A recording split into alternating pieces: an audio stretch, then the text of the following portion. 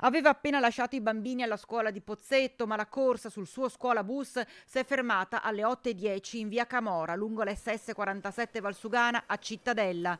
Biagio Mugione ha perso il controllo del mezzo, forse a causa di un malore, e si è scontrato contro un autobus di linea che arrivava da Bassano del Grappa, guidato da un cinquantenne di Galliera Veneta.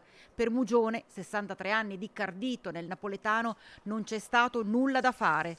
Ferito l'autista, portato in ospedale a Cittadella per accertamenti, un botto tremendo. Il primo a prestare soccorso ai due conducenti dei mezzi, Emanuele Busatto, che lavora proprio davanti al punto in cui si è verificato il sinistro.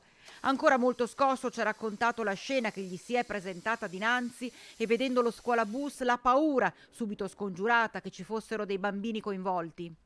Soprattutto mi ha fatto paura il scuolabus perché pensavo ci fosse qualche bambino dentro.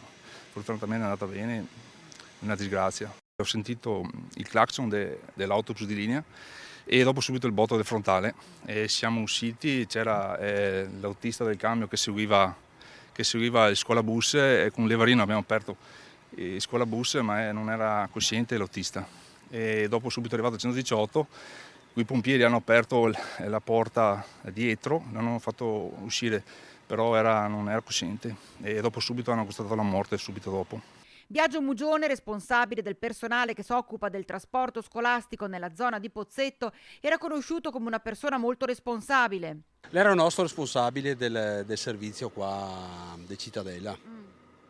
E sì, è una persona bravissima, tranquillo, uno faceva il suo lavoro e purtroppo stamattina è successo quello che è successo.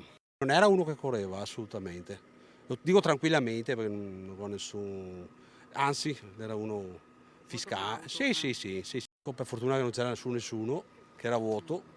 Il tratto di Valsugana è stato chiuso al transito per ore, il traffico deviato dagli agenti della polizia locale di Cittadella sino a quando non sono state concluse le operazioni di rimozione dei due veicoli e rimessa in sicurezza la strada.